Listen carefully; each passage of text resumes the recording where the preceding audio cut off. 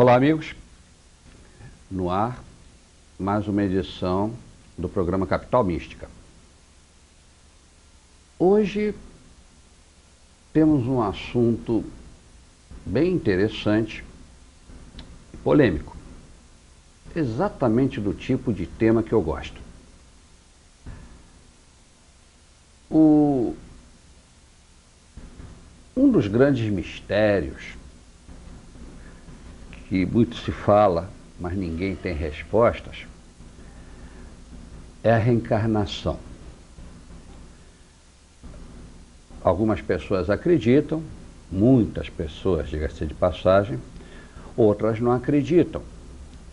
Mas vejam bem uma coisa, independente de acreditar ou não acreditar, não significa que a reencarnação não exista, ou mesmo não significa que ela exista. Independe. No entanto,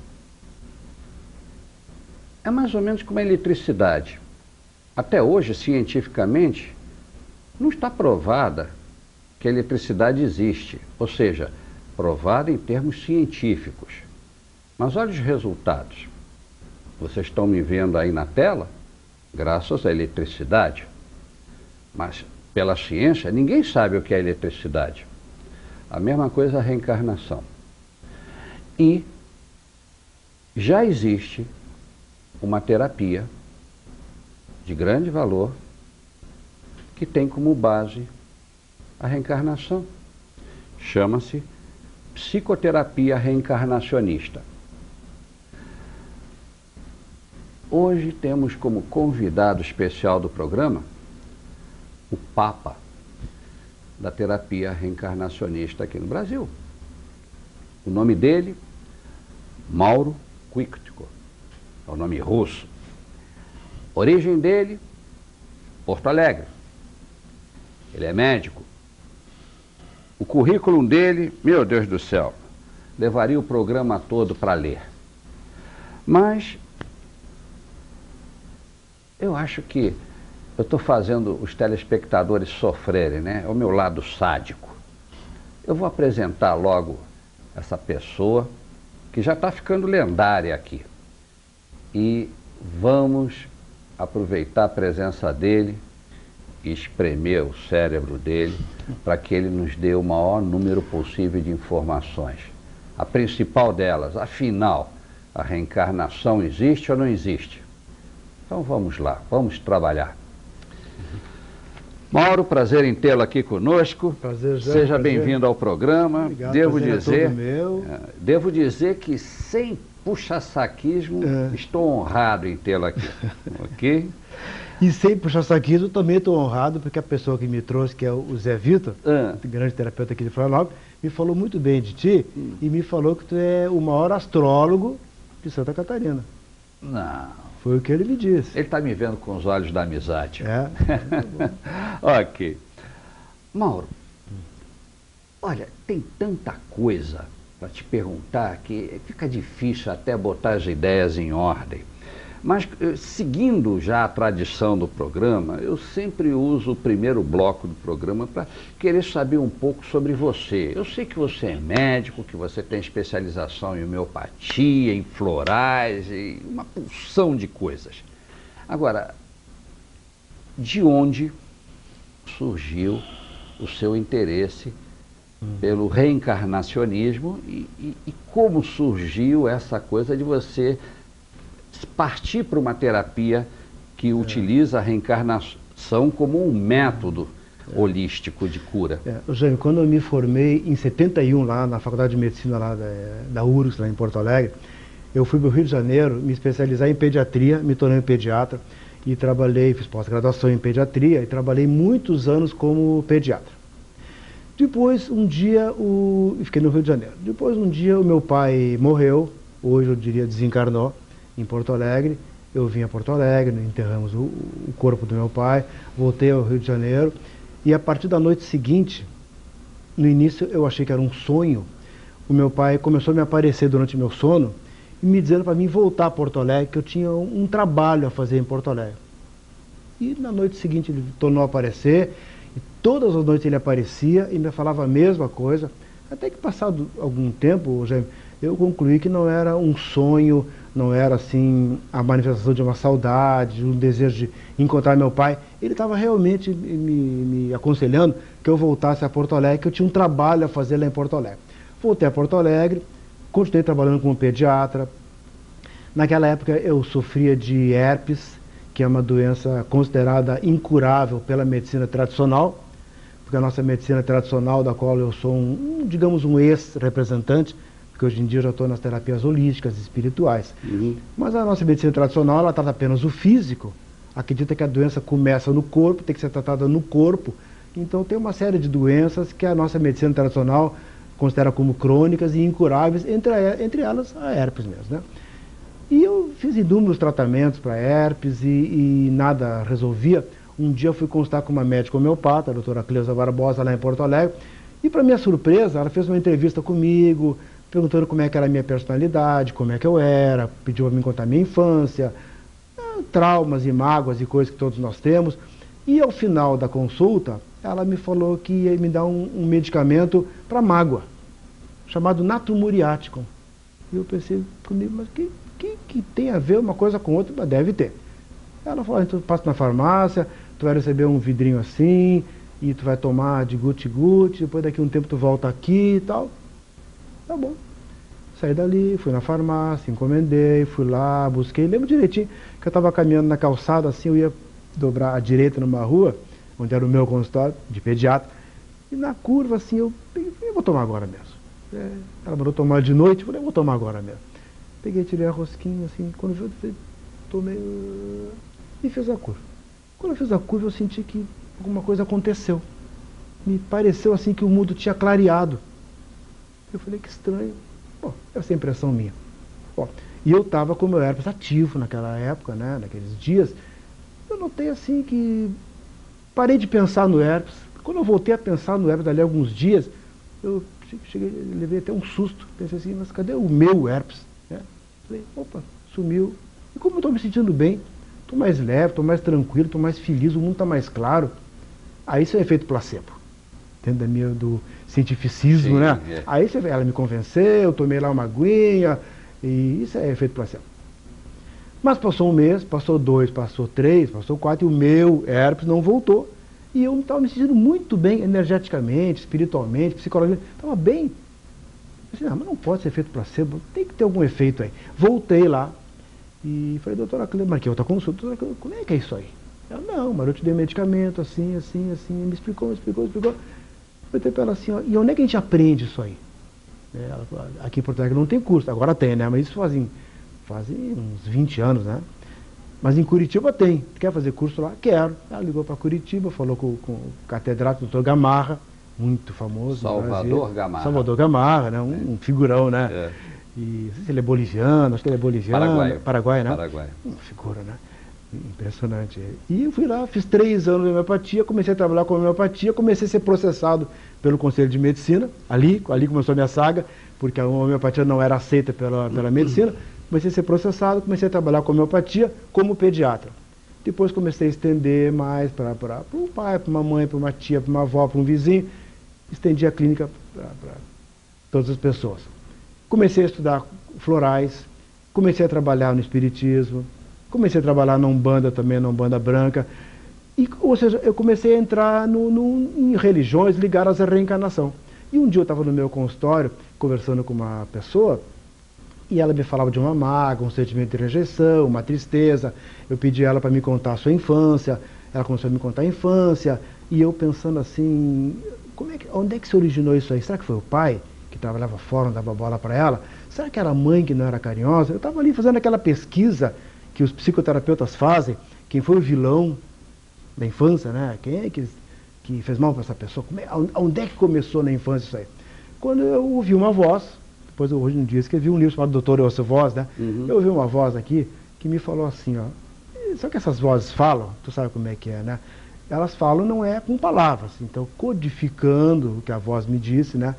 Era algo assim, se tu acredita em reencarnação, tu trabalha em centros reencarnacionistas, por que tu está procurando na infância a origem de sentimentos, se tu sabe que a infância não é o início da vida, que a infância é a continuação da nossa encarnação passada, entendo. e por aí vai. E aí eu, escutando a pessoa, escutando aquela voz, meu cérebro deu um nó e eu tive que me firmar para continuar. E ali algo mudou dentro de mim. Eu falei, é verdade, eu preciso procurar antes da infância, mas como é que eu vou fazer isso? Por uma dessas sincronicidades, naquele mês eu recebi um folder de um curso de terapia de regressão, ministrada pela doutora Maria Júlia Prieto Pérez, que é uma grande psiquiatra espírita de São Paulo, que foi a Porto Alegre, que eu saiba só aquele ano dar o curso. Eu falei, então é por aí. Entrei no curso dela, não completei por algumas questões lá, mas fiz metade do curso, o suficiente para mim começar a trabalhar com regressões. E aí comecei a pesquisar.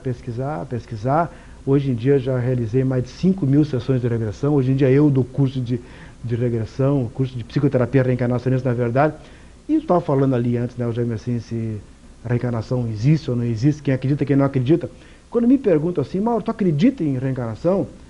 Eu digo, olha, meu amigo, eu já assisti, porque a regressão, como é feita pela nossa associação, ela é feita pelo guia espiritual da pessoa com o nosso auxílio, né? Então eu já assisti, participei, já de mais de 5.000 sessões de regressão, cada pessoa relatando 2, 3, 4 encarnações passadas. Ou seja, eu já escutei histórias de 15 a 20 mil encarnações passadas. Então, para mim é impossível não acreditar em reencarnação, porque não pode ser tudo fantasia, alucinação, desejos inconscientes, acesso ao inconsciente coletivo, acesso à memória de um ancestral, embora possa acontecer, porque quem assistiu uma regressão, né, ou quem trabalha com isso, vendo a pessoa ali falando, relatando, sofrendo, chorando, vivenciando mortes por enforcamento, por guilhotina, estupros e saídas do corpo, idas para o umbral, idas para o plano astral, chegar no plano astral, encontrar os seres espirituais, ser atendida no hospital, para nos relatar os atendimentos espirituais, reencarnar, voltar, entrar dentro do útero, referir o nascimento, sabe? São coisas assim, não é uma coisinha qualquer. Vejam o tema que nós estamos começando a desenvolver nesse programa.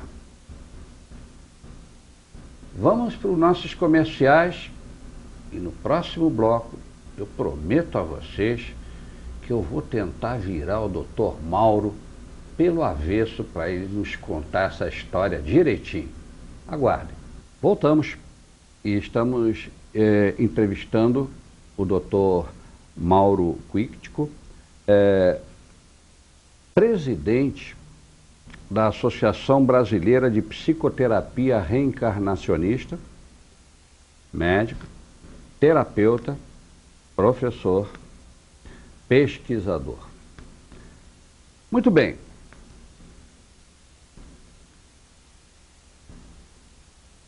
Nós estávamos falando da vida do nosso amigo Mauro. E no currículo dele, que eu dei de forma muito resumida, eu deveria ter dito, falha minha, que ele é um consagrado escritor sobre esses temas.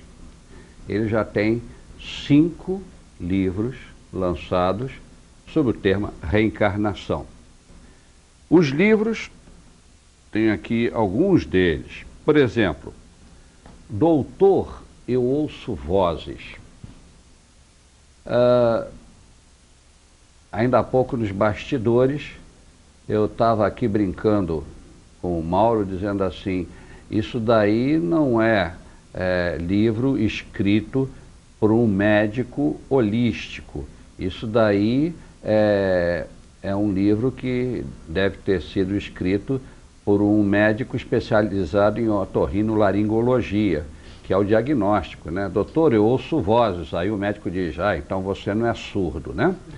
Mas, brincadeiras à parte, muita gente é considerada louca só porque ouve vozes. E hoje a parapsicologia considera isso como uma coisa normal, é um dom, que não tem nada de sobrenatural, é natural. E que não tem nada a ver com religião. Então, este livro eu acho muito interessante. Ver seres também é um dom. Ver. Sim, ver. Seres que o psiquiatra não vê, mas Exato. a pessoa vê. conhecer passado, presente e futuro também é um dom. Também. Falar idiomas que o cara nunca estudou também é um dom. E a psicografia também é um dom. Meu Deus, a parapsicologia lista N dons, né? Então, tá aí.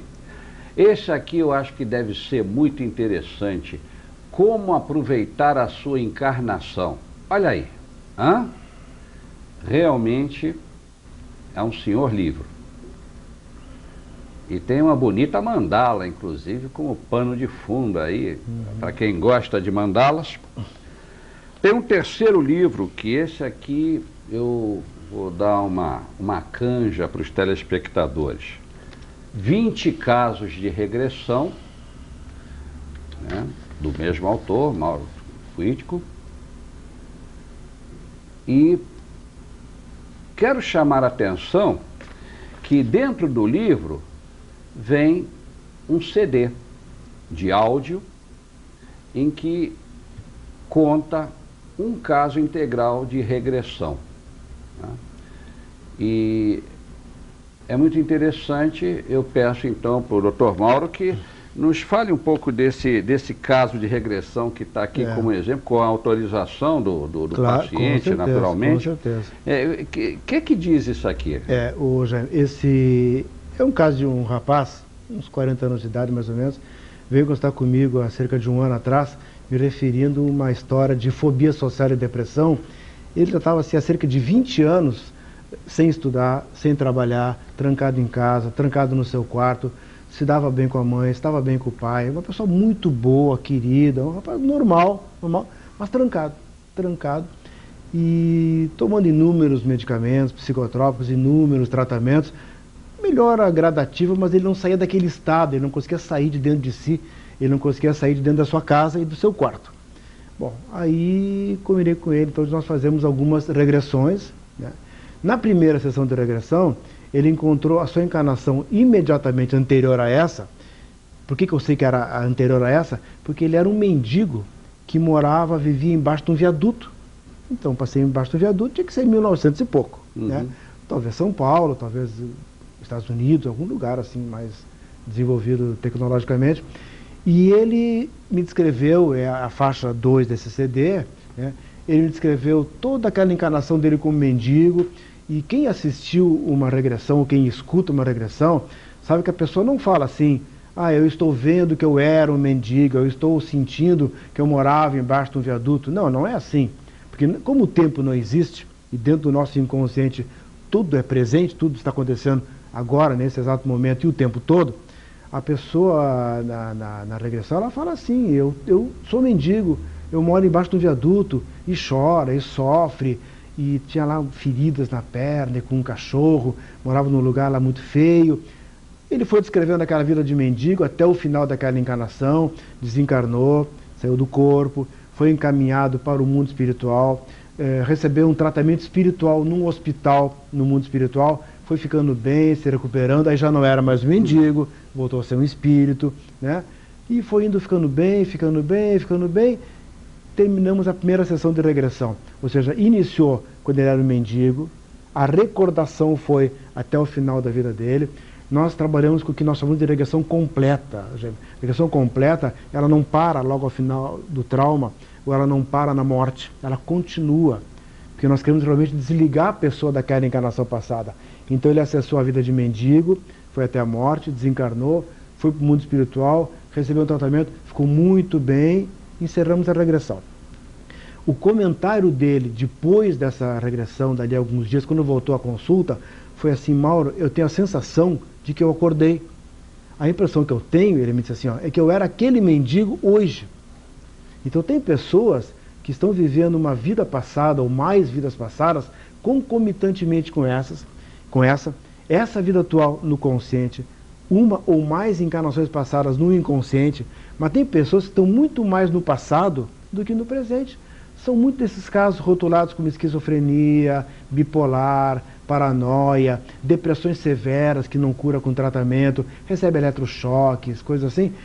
São pessoas que estão no passado muito mais do que no presente. Depois dessa regressão, ele me falou assim: Mauro, a impressão que eu tenho é que eu acordei. Saiu do seu quarto, saiu da sua casa, começou a estudar, começou a trabalhar, começou a levar uma vida normal. até com uma ansiedade para recuperar o tempo perdido. Depois fizemos uma segunda sessão, que ele acessou uma vida que ele era um padre, depois uma outra sessão em que ele acessou a origem da sua fobia social, que na verdade era uma culpa pelo que ele tinha cometido, quando ele era um homem muito poderoso, um déspota, um tirano, lá no Oriente, no ano de 1200.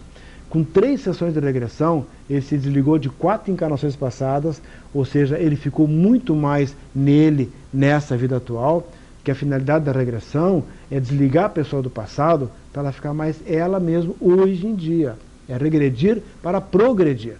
É como se nós tivéssemos âncoras nos prendendo no passado, e a gente está vivendo essa vida aqui e várias vidas no passado.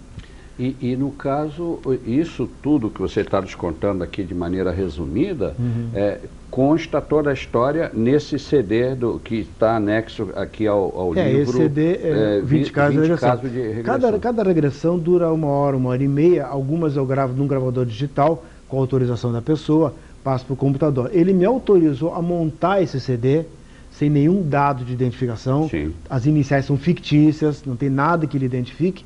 Em agradecimento até ao que ele recebeu, ele me autorizou a montar esse CD. Então as regressões duram 1h30 mais ou menos, eu editei em 10 a 12 minutos, montei esse CD, se tu quiser botar para as pessoas escutar, essa primeira que ele era o mendigo, isso, por exemplo. Eu peço à técnica que coloque aí no som um pedaço dessa regressão em que o paciente era o mendigo. Vamos lá, vamos ouvir. Tá tudo vazio, não consigo ver companhia de ninguém, eu tô sozinho sentado. Tô bebendo, sozinho. As pessoas querem minha companhia, gostam de mim, mas eu não consigo gostar de ninguém, não consigo me envolver com ninguém. Parece que só eu que sei as coisas, só eu que entendo das coisas, eu não quero deixar que ninguém interfira nos meus pensamentos, que ninguém diga nada, só eu que sei. Fico furioso quando alguém me diz que eu tô errado. Tem que ser tudo como eu quero. Ninguém pode falar nada. Tudo tem que fazer, as pessoas têm que fazer tudo como eu quero. Eu consigo comandar todos. Não sei aonde isso, já não é nessa cidade. Eu tô naquele bar e eu só penso em bebida. Tô bebendo e quero beber mais. Eu tô sentado sozinho, não quero que ninguém esteja de perto, quero só eu sozinho. Tenho raiva que se aproxime de mim. Não quero. Melhor ficar sozinho. Parece que eu tô na rua caminhando, sem objetivo, sem lugar pra ir. E eu não tenho nada, eu só ando pela rua, eu só penso em bebida. Me sinto inferior às outras pessoas. Não me sinto quase nada. Ô Jaime, deixa eu dar uma explicação. Quando ele falou, essa foi a primeira sessão de regressão, que durou 1h30, né? Ele contou toda a vida, até morrer, desencarnar e ir para o mundo espiritual. Quando ele falou essa parte aí, só eu que mando em todos, eu comando todos e tem que ser como eu quero, ele falou assim, ó, e eu não sei onde é que é isso, eu na hora não entendi bem. A explicação disso aí eu encontrei na 3ª sessão de regressão, quando ele era um homem muito poderoso, no ano de 1200, onde ele comandava todos e mandava em tudo e em todos. Ou seja, quando ele estava naquela vida de mendigo, ele estava sintonizado no inconsciente dele naquela vida de homem muito poderoso em 1200, entendeu? Ele se desligou da vida de mendigo, depois ele acessou uma outra encarnação, que ele era um fazendeiro que vivia trancado em casa também, porque ele tinha alguns inimigos na redondeza com medo que lhe matassem, o que realmente aconteceu. Um dia invadiram a sua casa e ele mataram, se desligou dessa vida também. Na 2ª sessão ele acessou também uma vida que ele era um padre, muito fechado, trancado no seu quartinho. E na 3ª sessão ele acessou uma 4ª encarnação, que ele era esse homem muito poderoso, no ano de 1200, quando ele comandava, ele matava, ele estuprava, ele dominava uma região lá do Oriente. E quando ele morreu, ele passou um tempo no umbral, depois ele foi resgatado, levaram para o mundo espiritual e recebeu um tratamento espiritual. E ele ainda muito resistente, muito renitente em aceitar que ele tinha errado, digamos assim, naquela encarnação. Sim. Aí se aproximou dele um ser de luz, uma mulher muito linda de luz.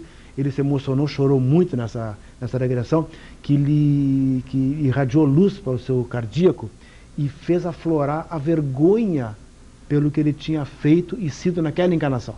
Quando ele reconheceu o erro dele, ela falou para ele assim que que Deus perdoava, porque Deus não culpa, Deus não julga, Deus não castiga. Quem se culpa somos nós, e essa nossa culpa é o inferno. E ela falou para ele assim, que provavelmente ele passaria muitas e muitas encarnações se auto-reprimindo, se trancando, se bloqueando pela culpa do que ele havia feito no ano de 1200. E veja assim, nessa última encarnação, ele chegou a ser um mendigo. E nessa encarnação estava trancado num quarto com o diagnóstico de fobia social, tratando-se com inúmeros profissionais de saúde mental, tomando inúmeros medicamentos, e provavelmente passaria uma encarnação inteira se auto-reprimindo, se tratando, tomando medicamentos. Ele foi completamente curado com 3 sessões de regressão, e eu quero te garantir, a ti e até os telespectadores, que eu não estou aqui fazendo uma autopropaganda, eu só estou querendo cumprir uma missão minha, de divulgar para as pessoas que fobia pode ter cura, que pânico pode ter cura, que fibromialgia pode ter cura, que depressão pode ter cura, que uma série de transtornos, de doenças mentais, ideias, crenças, bloqueios, dificuldades de engravidar, enxaqueca, uma série de coisas, pode ter cura dentro do merecimento da pessoa através da terapia de regressão. Vamos para os comerciais e já voltamos. Muito bem, amigos, estamos de volta entrevistando o médico, terapeuta holístico, especializado em terapia reencarnacionista, Dr. Mauro Quitico, de Porto Alegre. Mauro, aqui no intervalo nós estamos trocando ideias e tudo, mas dos blocos que nós já gravamos, me ficou na cabeça a questão, né, de que você, como médico, está sofrendo um processo aí do Conselho Regional, porque você está utilizando uma terapia não, digamos, aceita como fator científico pelos conselhos. E a pergunta que eu te faço, e não estou querendo jogar ninguém contra ninguém, mas é uma curiosidade. Na sua maneira de ver, por que a psicologia, de maneira geral, tem essa cisma, essa briga contra uma terapia que, ao que tudo indica, está dando bastantes resultados? A que se atribui essa birra entre a psicologia e a terapia reencarnacionista? Flávio, que assim, é que a tendência que, em geral, todos nós temos, né, com algumas exceções, é de acreditar que aquilo que é o oficial é o melhor, e que aquilo que é o oficial, ele é o oficial porque ele surgiu, porque ele aconteceu, e era assim que tinha que ser. Então, poucas pessoas estudam realmente, até quem sabe até os próprios psicólogos, a história da psicologia. Então, nós temos que nos reportar ao segundo concílio de Constantinopla, em 553 depois de Cristo. Lá em Constantinopla, no ano de 500 e pouco depois de Cristo, havia um imperador chamado Justiniano, que se apaixonou por uma cortesã chamada Teodora. Cortesã era uma prostituta, se apaixonou com os encantos da Teodora, casou com a Teodora, e a Teodora passou de cortesã a imperatriz. Então era o imperador Justiniano, a imperatriz Teodora. Bem, mas aconteceu que as colegas da Teodora começaram a falar da Teodora. Veja, você, a Teodora, era nossa amiga aqui, fazia isso, fazia aquilo outro, e agora é imperatriz, olha lá a Teodora, tal. E a imperatriz se incomodou com aquilo e deu uma ordem para os guardas de matar as suas amigas para acabar com os comentários. E assim foi feito. Então mataram aquelas cortesãs, as amigas dela, e acabaram os comentários. Alguém falou para a imperatriz Teodora que pela lei do karma, pela lei do retorno, ela iria pagar por isso aí. Por cada morte, ela iria, numa vida futura, ela iria pagar por isso aí. E a Teodora ficou com muito medo. Então ela convenceu o imperador Justiniano a conclamar o concílio de Constantinopla em 553 depois de Cristo, convenceu o imperador a convidar apenas os bispos não reencarnacionistas, porque a incipiente Igreja Católica, até aquele momento, ainda estava dividida. Havia uma linha reencarnacionista com alguns bispos, havia uma linha não reencarnacionista com outros bispos. O imperador convidou apenas os bispos não reencarnacionistas nesse concílio. O Papa, que era o Papa Virgílio, foi conversar com o imperador e tirar satisfação, perguntar para o imperador como é que o imperador conclama um concílio e nem consulta o Papa. E o imperador, então, muito gentilmente prendeu o Papa, e o Papa ficou preso durante 8 anos.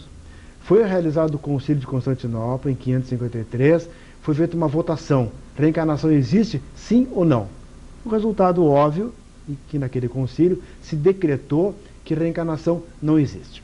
A partir dali, pelaquela atitude da Teodora, a partir dali a Igreja Católica tornou-se uma igreja não reencarnacionista, e foi uma igreja que cresceu muito, dominou o lado ocidental do planeta, porque no lado oriental do nosso planeta, até onde eu sei, todas, ou a imensa maioria das religiões são reencarnacionistas.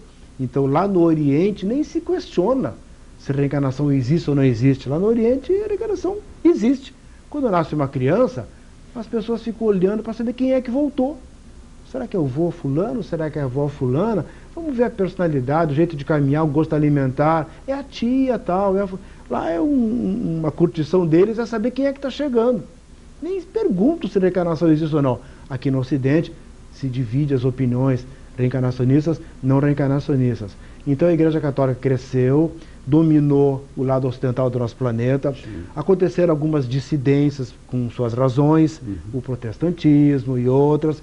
Criaram-se outras religiões que levaram consigo o dogma não reencarnacionista, originado lá no concílio, originado lá no medo da Teodora. Então vê como é que um fato pequenininho pode ter uma repercussão tão grande na história da humanidade. A maior parte das religiões no lado ocidental do nosso planeta são não reencarnacionistas. Isso cria então, aqui no Ocidente, um consciente coletivo não reencarnacionista. Dentro de um consciente coletivo não reencarnacionista, criam-se as grandes instituições, a filosofia ocidental, os filósofos ocidentais nihilistas, pessimistas, procurando o sentido da vida, livros grossos, fonte 8, qual é o sentido da vida, qual é o sentido da vida, não encontram, nunca vão encontrar, porque o sentido é o próprio sentido. Se a vida começa e termina, Jaime, qual é o sentido? Não tem sentido, não tem depois. Vai achar aonde o sentido da vida? O sentido da vida está na reencarnação. Dentro desse consciente coletivo ocidental, originado lá naquele concílio, cria-se a medicina do corpo físico, cria-se dentro da medicina a psiquiatria do cérebro, cria-se a psicologia dessa vida apenas. Então é por isso que a nossa psicologia é ensinada em todas as faculdades de psicologia de todas as cidades. Achou que de todo o nosso planeta, mesmo em países reencarnacionistas, é uma psicologia não reencarnacionista. A nossa psicologia oficial ela é não reencarnacionista por causa da Teodora. A nossa psiquiatria não lida com a reencarnação por causa da Teodora. Até há pouco tempo atrás, isso não incomodava muito. Por quê? Porque não havia um número suficiente de pessoas que acreditavam na reencarnação. Até há poucas décadas atrás, tinha 2, 3 centros espíritas, devia ter 100 pessoas, 200 pessoas que acreditavam na reencarnação. É um número muito pequeno. Sim. Mas hoje em dia somos milhões e o número está crescendo. Cada vez mais pessoas acreditam na reencarnação.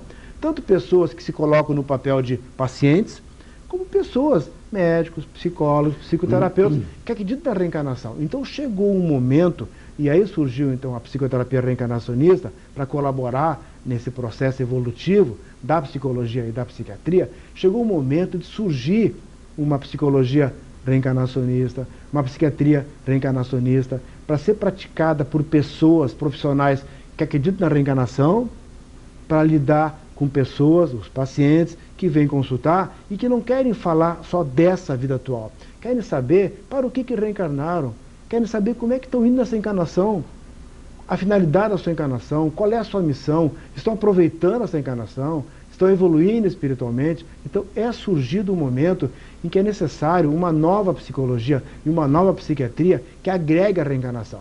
A psicoterapia reencarnacionista que estamos criando e desenvolvendo em todo o Brasil e em breve em outros países, propõe a fusão da psicologia, da psiquiatria com a reencarnação.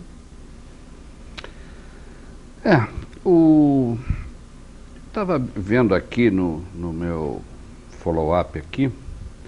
Tem uma parte aqui interessante que diz: a psiquiatria organicista, não lidando com a realidade espiritual, atribui a doença mental ao cérebro, como se os pensamentos aí residissem, não sabendo ainda que o cérebro é apenas o codificador, o intermediário entre o corpo físico e a mente.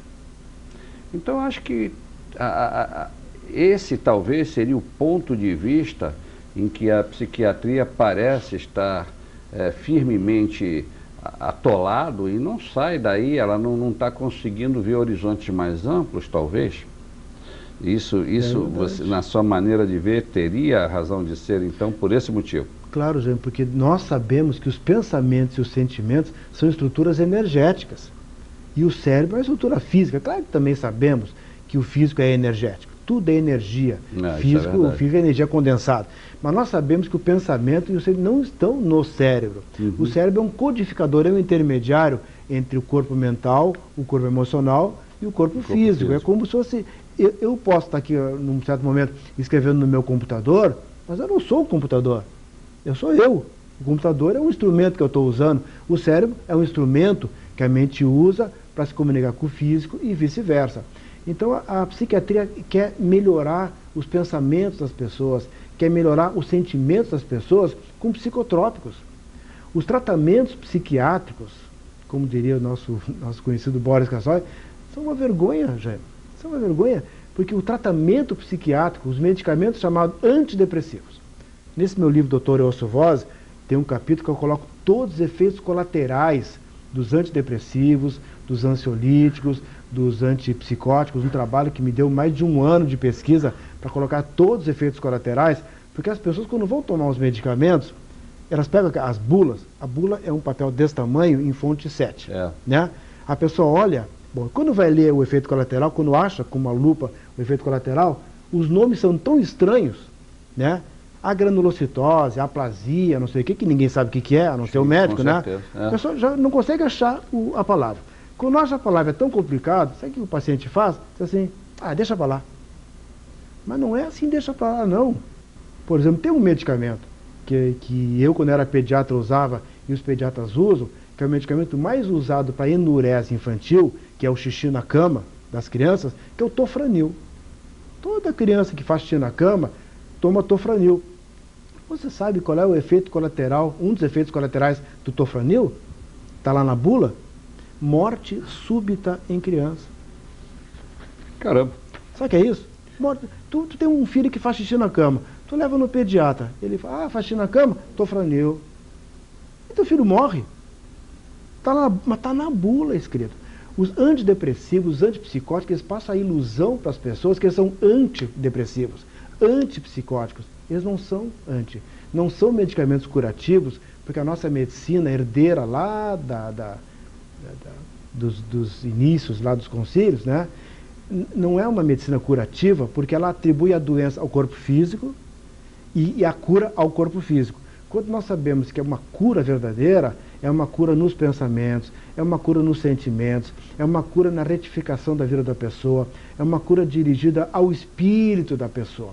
Então, um antidepressivo é apenas um medicamento que aumenta a serotonina. Sim. A serotonina é a substância da felicidade. Então, a pessoa está muito deprimida, sintonizada numa vida passada de depressão, ou com problemas sérios de depressão, tem que mudar o seu rumo de vida, vai num colega meu psiquiatra, ele toma um antidepressivo. A pessoa lê aquele nome antidepressivo, fala assim, eu estou tomando um remédio que vai curar minha depressão. Ela não vai curar a depressão, ela vai aumentar a serotonina.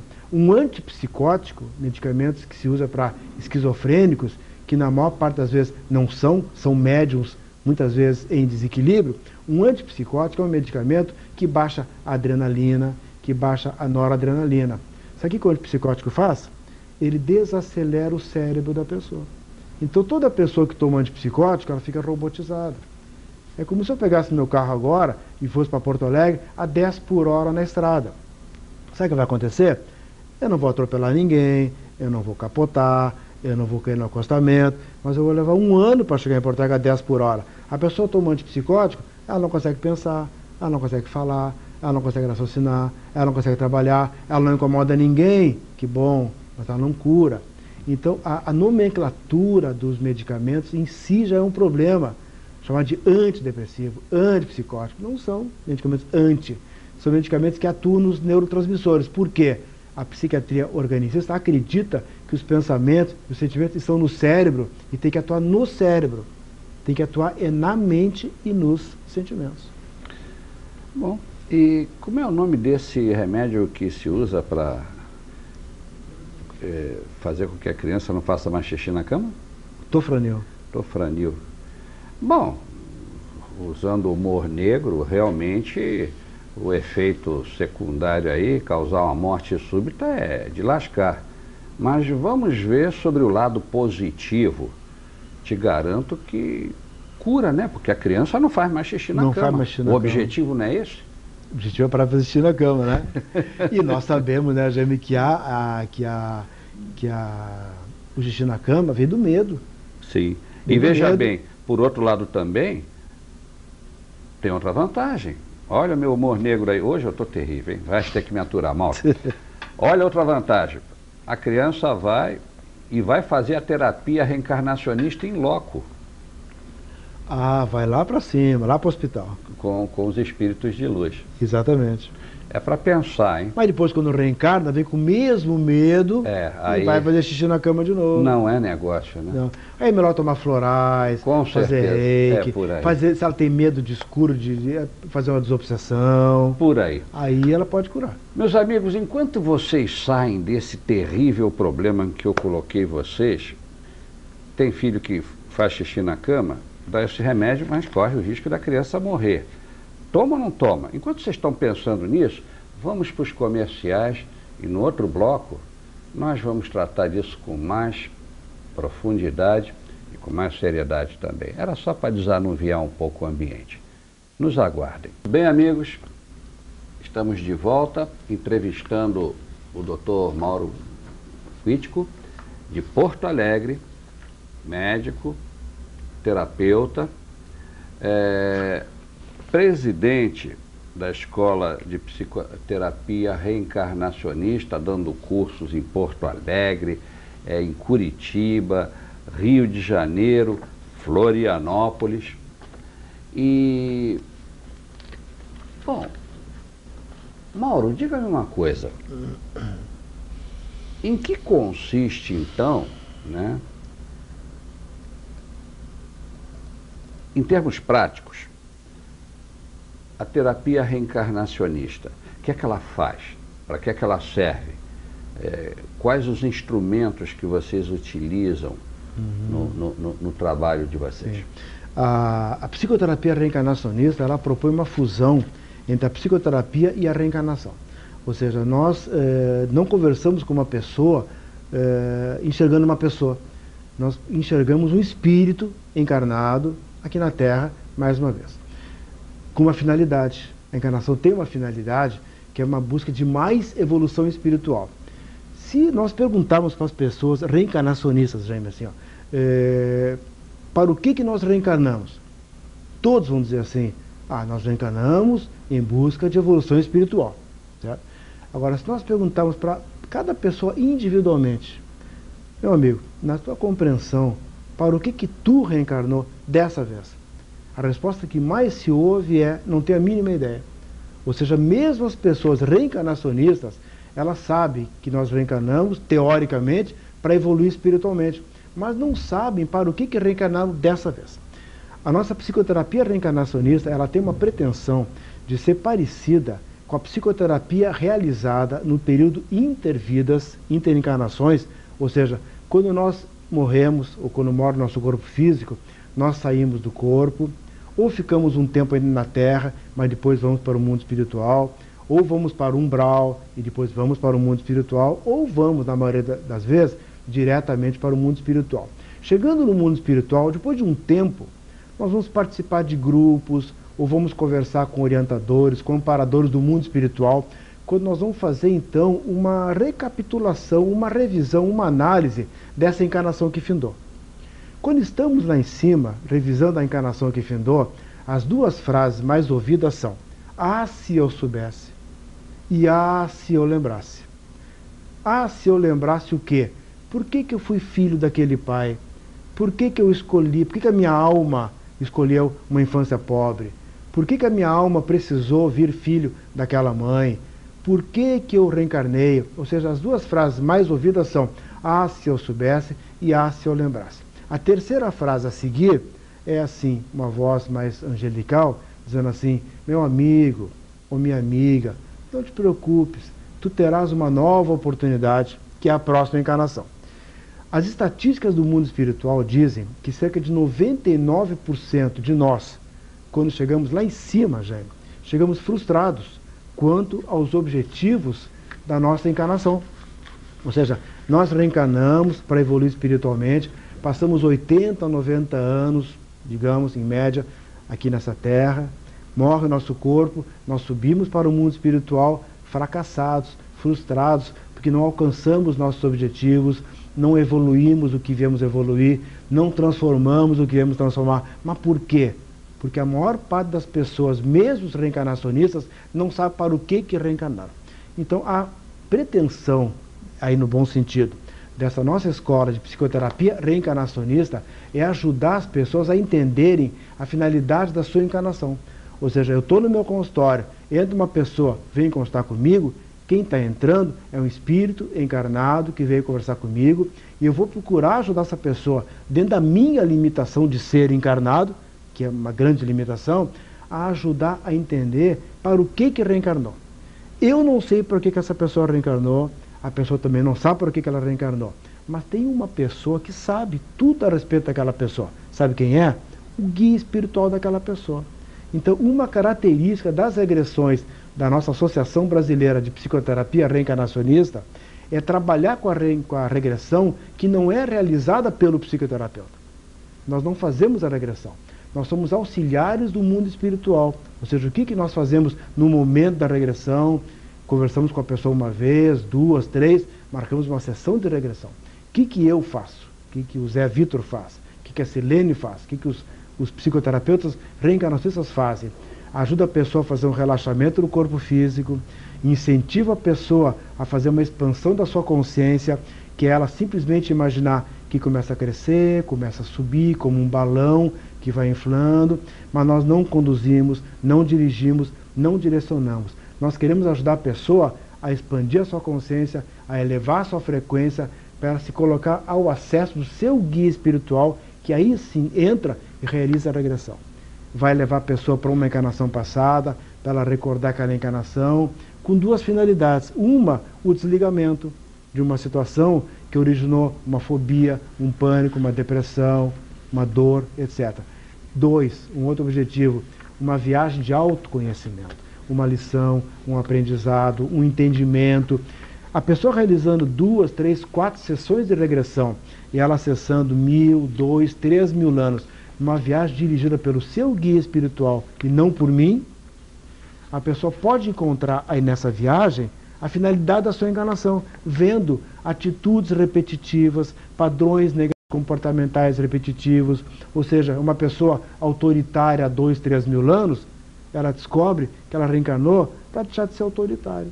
Uma pessoa magoável, rejeitada, abandônica há 1000, 2000 anos, ela descobre que ela reencarnou para aprender a lidar com os fatos da vida sem se magoar, sem se sentir rejeitada.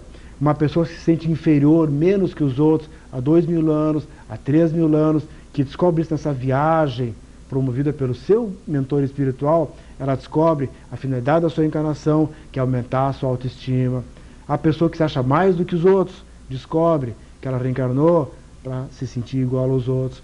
Ou seja, são várias finalidades nas regressões. Dentro da nossa associação, uma é o desligamento e outra é a ampliação do seu autoconhecimento. E embutido nisso aí, procurar ajudar a pessoa a entender para o que reencarnou.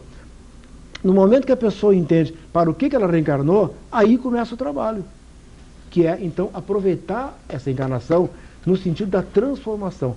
Podemos dizer que a psicoterapia reencarnacionista é a terapia da reforma íntima. Olha, é muita informação para um programa só. Caramba, Mauro. E só uma perguntinha rápida e rasteira. E toda essa teoria, tudo isso que você está nos dizendo, tenho certeza que está dando um bocado de coisa para pensar aí para o pessoal que está do lado de lá, isso, na realidade, não tem absolutamente nada a ver com qualquer religião reconhecida como tal. Tem religiões que utilizam a teoria da reencarnação na sua filosofia e tem religiões que não aceitam a reencarnação. Mas independente de aceitar ou não aceitar, isso no duro mesmo é um fato natural e não tem nada a ver com religião. Não tem. O nome é psicoterapia reencarnacionista. Vejo que o nome não é psicoterapia espírita, não é psicoterapia umbandista, não é psicoterapia budista, psicoterapia reencarnacionista. Não tem nada a ver com nenhuma religião. Claro que no nosso meio ela acaba sendo parecida com o espiritismo. O espiritismo diz, nós reencarnamos para promovermos uma reforma íntima. Uma reforma quer dizer uma transformação. Mas se a pessoa não sabe o que ela tem que transformar, como é que ela vai aproveitar uma encarnação? A nossa psicoterapia tem essa pretensão, então, de procurar ajudar as pessoas a entender para o que reencarnaram, para promover, então, a reforma íntima. Muito bem. Meus amigos, estamos finalmente chegando ao momento de dar o caminho das pedras. Para quem estiver interessado em adquirir os livros do Dr. Mauro Crítico, aqui eu estou com 3 deles, os 20 casos de regressão, como aproveitar a sua encarnação e Doutor Eu Ouço Vozes.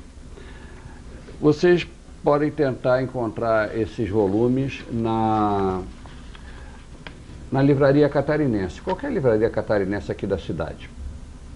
E também vocês podem telefonar para o telefone do espaço Atman Amara, que aqui eu dou para vocês, 3333-2311. Lá, com certeza, vocês encontram esses volumes. Então, repetindo, 3333-2311. Falem lá com a Bárbara ou com qualquer pessoa que atender. E as pessoas que estiverem interessadas em se aprofundar mais com relação a cursos, palestras, essas coisas todas, podem entrar em contato com a Sirlene, e eu peço aí a técnica que coloque o telefone de contato e também o e-mail do Dr. Mauro. Ele tem um site. Então, Sirlene, 3369-1859. Repetindo, 3369-1859. Bem, meus amigos, estamos chegando ao final do nosso programa. Mas eu confesso que ainda ficou muita coisa que eu gostaria de saber. E que vocês também, com certeza, gostariam de saber. Então, como lastimavelmente daqui a pouco o Dr. Mauro tem que embarcar de volta lá para Porto Alegre, o avião dele está esperando, eu prometo a vocês uma coisa. Semana que vem eu vou trazer aqui 2 instrutores do curso do Dr. Mauro aqui em Florianópolis para sabatiná-los e saber um pouco mais sobre essa terapia fascinante. E também para saber um pouco mais sobre a reencarnação e sobre, afinal de contas, funciona, não funciona, existe, não existe, essas coisas que vocês devem estar também cheios de dúvida, como eu. Então me resta agradecer de coração, Mauro, a confusão que você colocou dentro da minha cabeça. Começamos bem, então. Começamos bem. Mexe, remexe. Não, porque houve um filósofo que disse que a dúvida é meio caminho andado para a sabedoria. Então, como eu estou tão cheio de dúvidas, eu garanto que eu já estou bem perto da sabedoria mesmo. Bem, mas de qualquer maneira, muito obrigado. Foi um prazer tê-lo aqui no meu programa. Disponha sempre que você precisar. E não tenha dúvida, a primeira coisa que eu vou fazer quando chegar em casa é começar a derrubar os livros. Com certeza. Meus amigos, semana que vem tem mais. Promessa minha. E eu não fujo das minhas promessas. Pensem bastante, pesquisem bastante, entrem em contato com os telefones que eu dei para vocês, comprem os livros, leiam e comecem a usar a cabeça. Vocês vão chegar a alguma conclusão. Desejo uma ótima semana para vocês e já estamos aqui marcando o nosso próximo encontro neste canal, neste mesmo dia, neste mesmo horário. Um grande abraço e até a próxima.